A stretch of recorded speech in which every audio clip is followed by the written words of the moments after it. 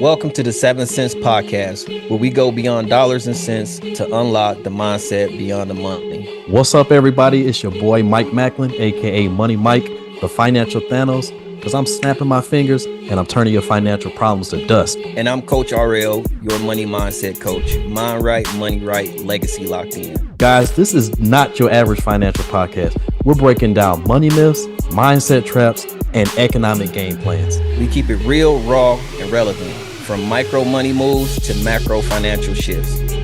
This is a 7 Cents podcast where your mind meets your money.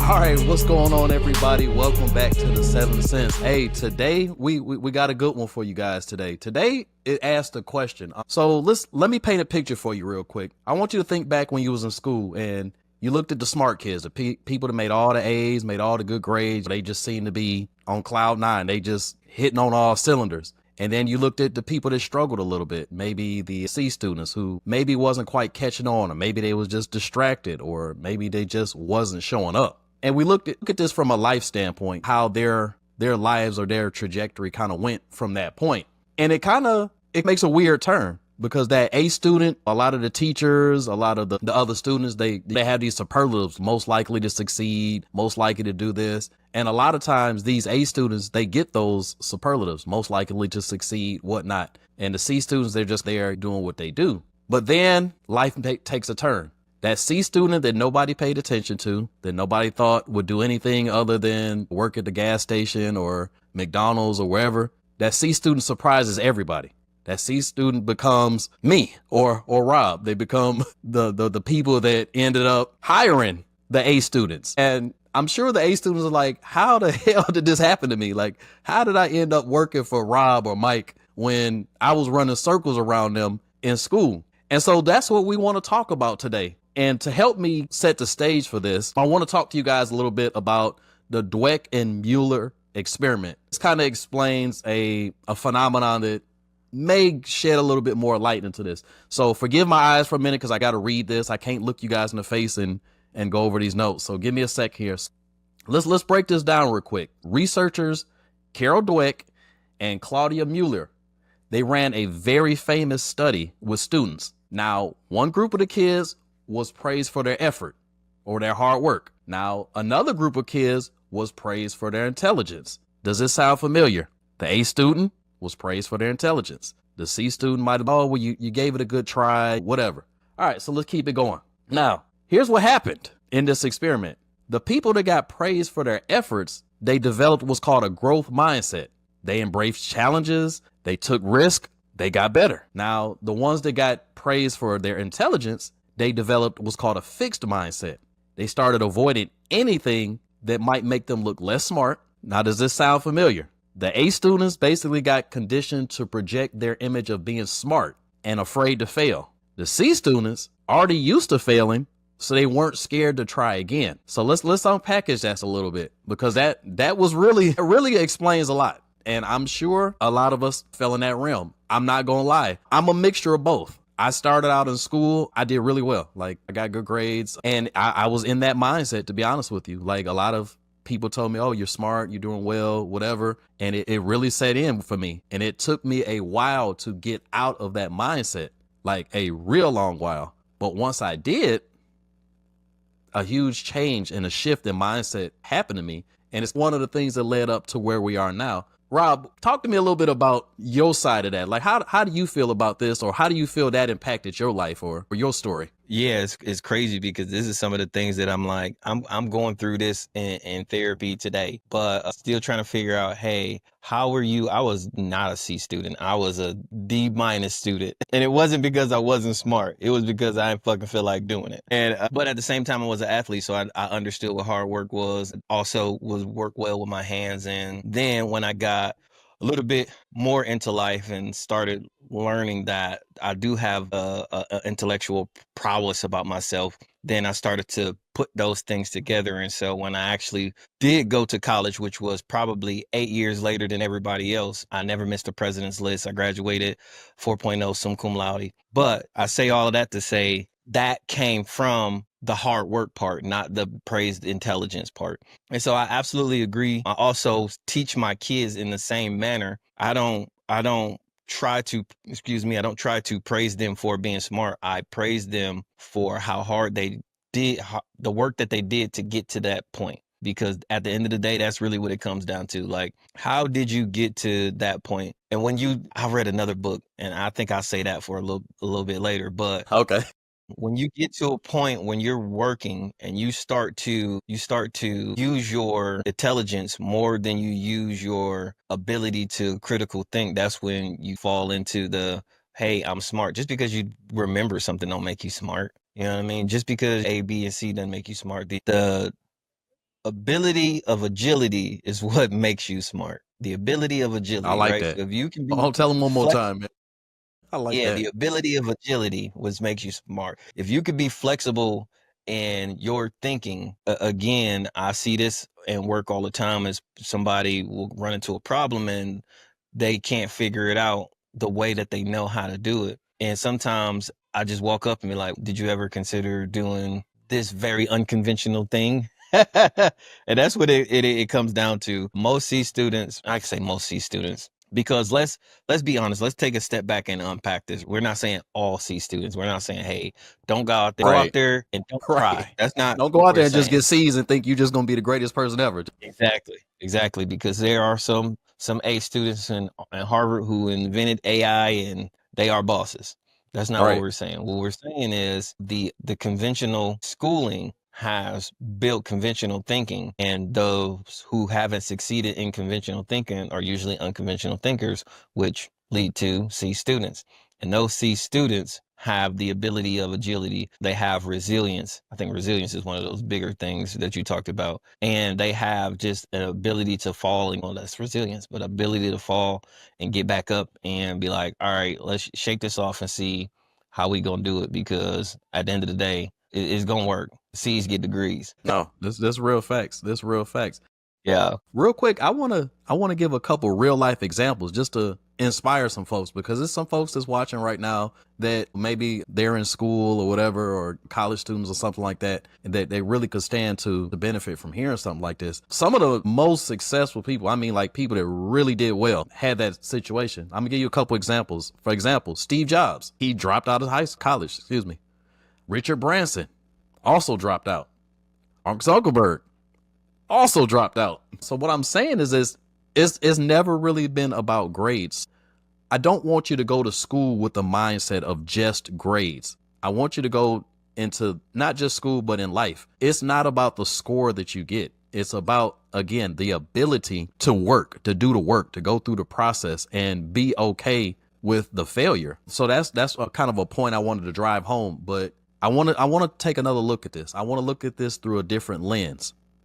This is a show all about money. I want to talk to your pocketbooks a little bit. All right, let's go back to these A students. A lot of times the A students, again, most likely to succeed, all the superlatives, they get out there and they normally get a pretty decent job because the system likes that. They like to look at your piece of paper that says you got A's and stuff.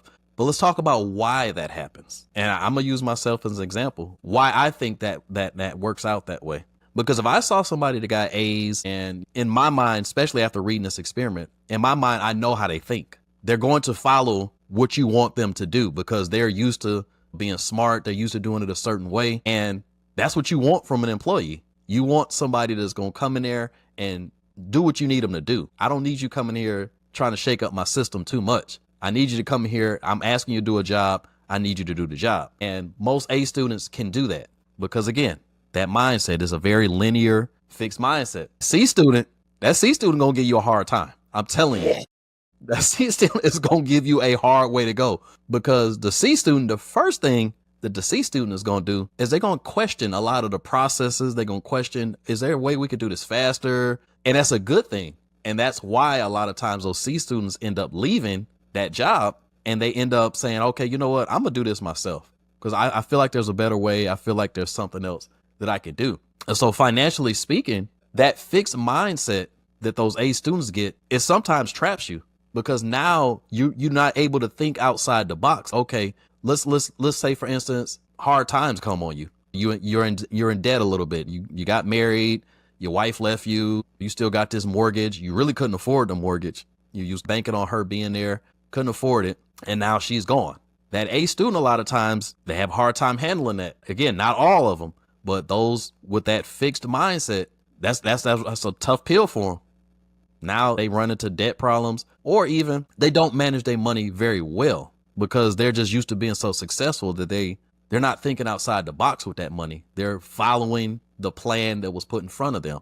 Hey, you went to college, you got this student debt, you got a good job, but you didn't learn the outside the box skill sets that you're going to need.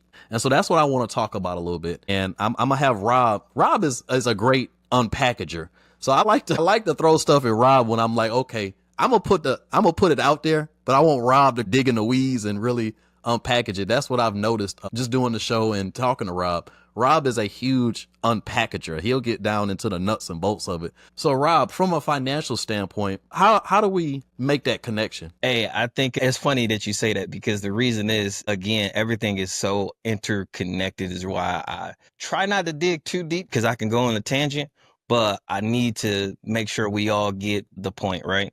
But the number one, we talk about the unconventional thinking of the C student. That means that C student financially and let's say that just we can call it financially is more economically. They're willing to take a bigger risk economically. Whereas someone with conventional thinking probably believes that there's 1 to 3 different ways to do it, but those are the only ways. And so when they fall into hard times, and I think I don't want to feel like I'm double backing on everything that you're saying, but when they fall into hard times, just like you talked about, hey, lost my job, lost my house, lost my wife. When they fall into hard times, conventional thinkers are more likely to have a hard time because they've done everything right only to get there. And so it's hard when you've already been validated for these things to go back and do them because now you have a fear. Now you have this big ass fear that regardless of what I do right, it's going to go wrong. You don't fail often, so you don't know how to fail, and you're back into a wall. Even in those aspects, we talk about conventional thinkers. Now you have to be unconventional with your money because now you're playing catch up, but you have this fear and this set of information that you're working with, and you got to work your way out of it. It's tough, buddy. It's tough. Actually, this doesn't always work out for unconventional thinkers because let me play devil's advocate with the unconventional. I'm saying, hey, just because you're a C student, you're going to be awesome. Right. These risk takers are gamblers. These risk takers are addicts, right? Because they're addicted to that risk. They're addicted to that unconventional thinking. And I could imagine, like me, most unconventional thinkers don't hold jobs for very long. They go from job to job to job. I think I've been successful in the Army only because they make you go job to job to job. Because if I was doing the same thing for the last 16 years, I'd probably be insane. They probably had to kick me out. But being able to get a new challenge, face the new challenge, knock it out, move on to the next thing, that is the life of an unconventional thinker. And that's what we call that C student. It can affect both of them definitely financially. And I think the biggest impact is the risk that you take because conventional thinker, I'm going to get a job. I'm going to put 5 to 10% in my 401k. And then I'm going to lean on my social security. And then I'm going to save 5% and I'm going to put it in savings. And then I'm going to put it in the S&P 500 or an index ETF and it's going to grow and it's fine. These things there's nothing wrong with that. It's Not at all. absolutely nothing wrong with the conventional way of doing things. That motherfucker C student. All right. Let me see what this crypto do. I'm about to day trade this week. Let's go. And if you got somebody who can embody both of those things, you make a bad MFer, bro. You're going to make a bad MFer because not only do they have a set way of doing things, i.e., hey, I'm really good at technical analysis. I'm really good at charting because I learned this and this is the way that you do it and based off of the 20-year average and That is really good. What's also good? Somebody who understands that shit happens. That's the unconventional thinking, because you're like, hey, I know this oh man, I just, it makes me go back to my first day of day trading. And it wasn't my first day, but it was just, again, I'm watching this stock and it's doing good. And then all of a sudden news happened and I wasn't watching the news. And I'm like, why is this stock not doing what I said it was supposed to do? That's conventional thinking. There you go. Conventional thinking. And then I looked at the news and I was like, oh, plane out of the sky. That makes sense. That makes sense. That would be a Now problem. it makes sense. Yeah, I wouldn't put that on anybody, but I definitely say as you're raising your kids, and that's one of the things that I do with my kids. If you're raising your kids, don't praise them so much for how smart they are. Now, sometimes you might need that little boost, you know what I'm saying? But don't praise them for how smart they are. What I don't want to do is tell my kids that working hard is the way to go, because there's a difference in working hard and hard work. Yes. And so you give them that distinction between working hard and hard work, because you ask them questions. How did you get to that, buddy? That was a great way of thinking about that. Instead of saying, you're so smart, I would have never thought of that. Then you would have thought of that. And in building that level of confidence, when something happened or somebody outside of this conversation calls them dumb or inadequate, they're definitely going to feel that. It's the conversations that we had before. If you make it sunshine all the time, they don't know when to pull an umbrella out. So there has to be that balance of, and then again, showing kids how to work hard. And we're working on 2+2 the other day, and kids realize the shocker, like 2+2 is 4, right? And then I said, what's 1+3? And they were like, oh, I don't really know. But 0+4, all I know is 2+2 is 4. There you And then go. they start to realize 1+3 is 4, and 0+4 is, 4. And they start realizing that there's a bunch of other ways to get to 4. So when you start to build the agile thinking, they start to look at all problems to say, hey, there's no infinite way to solve this, even in math. When they start to do that, then they become more agile thinkers. That's how I talk to my kids anyway. I like that. And that kind of brings me to, I guess, the hard truth about everything that we're talking about here. When you go to school, unfortunately, there's just a lot of things that you're not taught. And it's on purpose. We talked about this before. You're not being groomed to be the next Mark Zuckerberg or the next whoever. You're being groomed to work for somebody. That's, I don't care who says it, but the public school system, I'll make that distinction. The public school system is designed to basically prepare you to be an employee. That's why the curriculum is designed the way it is. That's why it is what it is. You're not being taught things like emotional intelligence, how to read people, how to understand bigger picture things. You're not taught financial literacy. You definitely not taught that, especially in public school. Now, you get in private school, stuff like that, a lot of times is different, because again, now they're already making a profit from it. Public school, they're not making nothing from that. So they don't stand to really get anything from it. But I say all that to Let say, me go ahead. I gotta unpack that. I'm sorry. Let me unpack that, because public schools do get something out of it. So what happens is the government funds public schools. Then these schools then teach all of the people in the community how to better serve the community.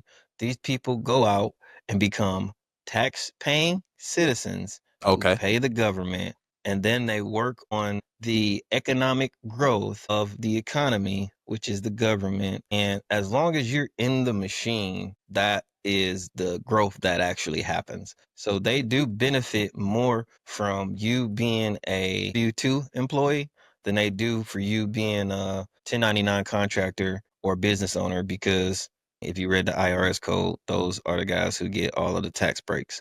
But if you just don't get no tax break and pay taxes, that's money in our pocket, and that's what they want. Okay. No, I get what you're saying there. Absolutely. That is you took it macro on us a little bit, and I feel you. I'm sorry, I didn't want to let that one slide. No, I get you. We don't want to miss the bigger point. So yeah, no, that's what we do. That's what we do. But something else I want everybody to think about essentially is and Rob actually said this. I have to piggyback a little bit off of what he said. When you're going into life, and Rob mentioned talking to your children this way, but you also need to talk to yourself that same way. Stop looking for external validation. Stop looking for somebody to tell you that you're smart. Stop looking for somebody to tell you that you're attractive. Start looking for, and it may not even be other people. Start saying this to yourself. I can work through this. I can find a way to make this happen. I'll keep trying until this thing works out for me, because that's what's going to develop the mental elasticity that you're going to need to get out there. It's fine to make A's. It's absolutely fine to make A's. It's fine to be successful. There's nothing wrong with any of those things. But what we're saying is you don't want to attribute external validation to that level of success. You want to attribute your ability to keep going at it, to keep looking at it in different ways, because I'm gonna put this on me. I feel like I'm a good mixture of both. And it came through life experience, to be honest with you, because at the beginning I got A's. I did really well in school. And then I came into the military and I fell into a system of, they want you to do things a certain way. There's at the beginning, there's not a ton of room to say, okay, think outside the box, until you reach those mid-level ranks of like E5 and things like that. Then they want you to start thinking a little bit. But at the beginning, just no. We want you to just do what we tell you, be where we tell you at this time. Don't come in here asking me why and whoop, whoop. That doesn't come till later. So just the internal dialogue you have with yourself, just the how you handle those processes. That was who I was. I had to grow into that. And a lot of what Rob mentioned, the fear of failure, the risk averseness, I went through a lot of that stuff. Because again, what I kept telling myself is I have to continue to look smart to these people. I have to maintain that image that was imprinted in me. You're a smart guy. You could make A's. And that's when I really made a paradigm shift, is once I started learning to fail. And I had to fail at some things. Like I missed some promotions that I felt like I should have got. Some times happened to me in my life. I had some setbacks, and those to me were the valuable parts. Those are my most, and it's going to sound weird, but those are my most fond memories of my life growing up, is those really tough times and how I was able to navigate through those. And so I think that's the overarching message that both Rob and I want to put out in front of you guys, is especially financially speaking, you have to shy away from the conventional wisdom. There's a place for it, but you have to allow yourself to go beyond that if you're going to be successful. Because Rob said, overall, they want you in that bubble. They want you in that little sweet spot of, yeah, they're making a little bit of money, but they're paying a bunch of taxes. They're not necessarily doing what they need to do to elevate themselves to a really high place. They're doing just enough to where they keep showing up for us. You don't want your life to be like that. That's not what God put you here for. God did not put you here just to pay your bills and eat chocolate and watch TV. He didn't put you there to do that. He put you here to do amazing things. I can't remember the exact Bible verse. I think it's like Deuteronomy 8:10, something like that. If I'm wrong, I'm wrong. Y'all can put the right one down in the comments. But essentially what it's saying is that you was created with the power to attain wealth and success. That's what you were here for. That you were given these things inherently. So look inward, take that power, and go out into the world and do something. Now, Rob, I'm gonna give you a chance to put your 2 cents on it too, because I know you itching over there. I see it in your face. But also, I know there's some things you working on financially to help people get to that place. So somewhere in there, in that lesson, I want you to tell them some things about that as well. Yeah, for sure. Let me touch on something really quick, and then we'll roll right into it. One of the things that we talk about in conventional thinking is the ability to always get it right. Looking at all of the mentors, especially all of my millionaire mentors, I have a really cool network around me and a lot of very smart people, but also have some people who give me very good wisdom. That wisdom doesn't come from, I can tell you, when I have conversations with my mentors, it is never about what I've done right. They tell me 90% of the information I get is every step that I made wrong, so you don't have to make that same wrong step. And that is unconventional thinking, because that comes from failing many times. That comes from a lot of hard times. And that is the most useful information that I get out of any mentor that I have. So I say that to say, if the most successful people are the ones who have made millions of mistakes, that is the proof in the pudding of how conventional thinking stop your blood blessings a little bit. Again, there is a place for it, but 95% of the time, you're going to want to be a little bit agile in your thinking, right? Be a misfit a little Product. bit. Yeah. Products. I wouldn't necessarily say, oh, I do have a shitload of products, let me be honest. But one of the most conventional things that, unconventional things that is a part of my program is, so if you ever read a book, Simon Sinek, Start With Why, that's the same way it works in my program. And at any point in time when you ever sit down in a meeting with me, we are going to unpack and go down the rabbit hole of why you want to do whatever it is you want to do. You want to get a better budget. You want to leave money for your kids. You want your kids to have insurance plans. Whatever that is, we're going to get to the ass bottom of the why. The reason for that is because when the first things that we start to unpack is all of the conventional shit. Because my mom said that was supposed to happen to me. Because my uncles and 3 sisters have it, I should have it. And American society was built that way. And we layer back, and sometimes it get to the point where your why needs to be bigger than anything else. So my ultimate why, and I've said this a million different ways, but essentially it's to be Christ-like, right? To give back to the people and be able to be in a position to give back wholeheartedly. And so when I do that, I never really fail because I'm always giving back. But the hard part about my why is I never can accomplish it.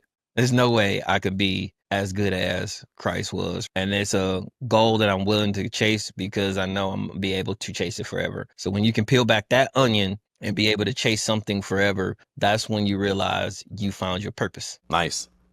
Guys, hey, I definitely appreciate you all jumping on and rocking with us. I sincerely hope that this was something that it really sits in your mind. And as you watch more of our episodes and get more nuggets, hey, I'm looking for you guys to just take what we're giving you guys and, man, rocket ship, go to the moon and beyond with this information. So this has been Money Mike and Rob, Coach Rob with the 7 Cents. We'll catch you guys on the next one. Make sure y'all follow and share, and we'll catch you guys next time. See you on the other side. We out. You just tapped into the 7 Cents, where the mind meets the money and the legacy gets built.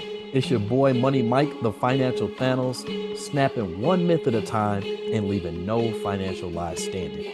And I'm Coach R.L. Mind right, money right, legacy locked in. If today's episode gave you game, make sure you rate, review, and share it with someone. Hey, follow us on all platforms and keep the conversation going, guys. DM us your questions, your myths, and your money wins. Until next time, think deeper, move smarter, and keep building. This is the 7 Cents Podcast. We out.